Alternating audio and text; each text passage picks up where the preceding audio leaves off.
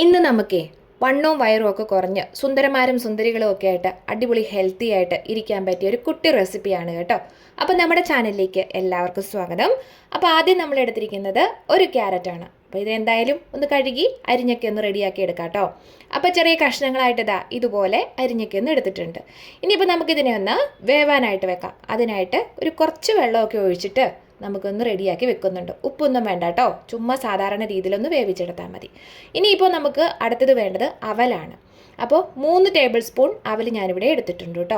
അപ്പോൾ അതൊന്ന് കഴുകി നമുക്ക് റെഡിയാക്കി ഒന്ന് എടുക്കാവുന്നതാണ്. അതിൻ്റെ അകത്തെ പൊടികളൊക്കെ ഉണ്ടാവുമല്ലോ, അതുകൊണ്ട് തന്നെ അങ്ങനെ നമ്മളപ്പോൾ കഴുകിയൊക്കെ അതിൻ്റെ വെള്ളമൊക്കെ ഒന്ന് വാർന്ന് കളഞ്ഞ് റെഡിയാക്കി വെച്ചിട്ടുണ്ട്. ഇനിയിപ്പോൾ അതിനെ ഒന്ന് കുതിർക്കാനായിട്ട് വെക്കണം. അപ്പോൾ അവലിൻ്റെ മേലെ വെള്ളം നിൽക്കത്തക്ക വിധത്തിൽ വേണം കുതിർക്കാൻ വെക്കാനായിട്ട്. 5 തൊട്ട് 10 മിനിറ്റ് വരെ നല്ല രീതിയിലൊന്ന് സോഫ്റ്റ് ആയി കിട്ടും. അതുകൊണ്ടാണ്.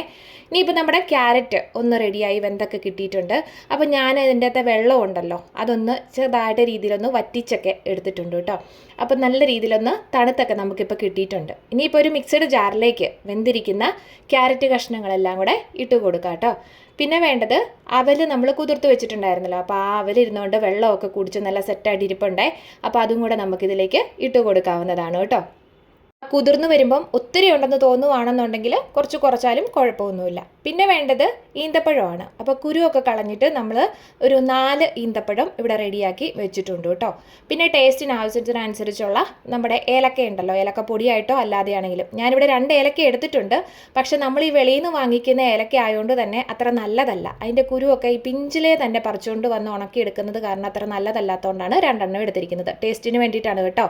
പിന്നെ വേണ്ടത് പാല്. അപ്പോൾ ഫാറ്റ് ഒരുപാട് കുറഞ്ഞിട്ടുള്ള പാലെടുക്കുകയാണെന്നുണ്ടെങ്കിൽ അതായിരിക്കും ഏറ്റവും നല്ലത് കേട്ടോ. അപ്പോൾ ഇതെല്ലാം കൂടെ കൂട്ടി നന്നായിട്ടൊന്ന് അരച്ചെടുക്കാം. അങ്ങനെ നമ്മൾ സെറ്റാക്കി എടുത്തിട്ടുണ്ടേ. അപ്പം നമ്മൾ ഈ ക്യാരറ്റും അതുപോലെ അവലും ഒക്കെ കുതിർത്തും വേവിച്ചും ഒക്കെ എടുക്കുന്നതുകൊണ്ടാണ് നമുക്ക് ഈ ഒരു രീതിയിൽ നല്ല രീതിയിൽ കിട്ടുന്നത്. ഇനിയിപ്പോൾ വേണ്ടത് പഴമാണ് കേട്ടോ. അപ്പം ഞാനിവിടെ ഒരു റോബസ്റ്റാ പഴം എടുത്തിട്ടുണ്ട്. ഇതൊക്കെ ഓപ്ഷനിലാണ്. ഇതിൻ്റെ സ്ഥാനത്ത് എന്ത് വേണേലും ഒക്കെ ചേർത്ത് കൊടുക്കാവുന്നതാണ്. അപ്പോൾ എന്തായാലും പഴം ഒന്ന് നല്ല രീതിയിൽ ഉടച്ച് ഇതുപോലെ ഒന്ന് എടുത്തിട്ടുണ്ട്. അരച്ചെടുക്കാതിരിക്കുന്നതാണ് നല്ലതെന്ന് തോന്നുന്നു. പിന്നെ ഓരോരുത്തരുടെ ഇഷ്ടം പോലെ കേട്ടോ. അപ്പോൾ അങ്ങനെ അത് റെഡിയാക്കി. ഇനിയിപ്പോൾ നമുക്കൊരു ഗ്ലാസ്സിലേക്ക് കുറച്ച് പഴം അതുപോലെ നമ്മുടെ മിക്സ് തയ്യാറാക്കി വെച്ചിട്ടുണ്ടല്ലോ അതൊന്ന് ഒഴിച്ച് കൊടുക്കുന്നുണ്ട്. പോരാത്തതിന് കടലയുണ്ടല്ലോ, നിലക്കടല എന്ന് പറയും, ചിലയിടത്ത് കപ്പലണ്ടി എന്ന് പറയും. ആ സംഭവം ഒന്ന് പൊടിച്ച് ചെറുതായിട്ട് ഇട്ട് കൊടുക്കുന്നുണ്ട്. പിന്നെ പഴം അങ്ങനെ സെറ്റായിട്ട് നമ്മൾ ഇട്ട് കൊടുക്കുന്നുണ്ട് കേട്ടോ. അപ്പോൾ പച്ചയ്ക്ക് വേണേലും ക്യാരറ്റ് നമുക്ക് റെഡിയാക്കി എടുക്കാം. പക്ഷേ ടേസ്റ്റ് ഒന്ന് വേറെയാണ്. ഇതിങ്ങനെ വേണമെങ്കിലും നമുക്ക് ഉപയോഗിക്കുകയാണെങ്കിൽ വണ്ണമൊക്കെ കുറയാനുള്ളവർക്ക് ഒരു നേരത്തെ ഫുഡായിട്ട് ഉപയോഗിക്കാവുന്നതാണ്. ഇനിയിപ്പോൾ ചൂട് സമയത്ത് കുടിക്കണം എന്നുണ്ടെങ്കിൽ സ്വല്പം കൂട്ടി എടുത്തോണ്ടാൽ മതി. 2-3 ഐസ് ക്യൂബ്സ് ഒക്കെ ഇട്ടെടുത്തിട്ടുണ്ടെങ്കിൽ സംഭവം സൂപ്പറാണ്. നല്ല തിളങ്ങുന്ന ചർമ്മത്തിനൊക്കെ അടിപൊളിയാണ് കേട്ടോ.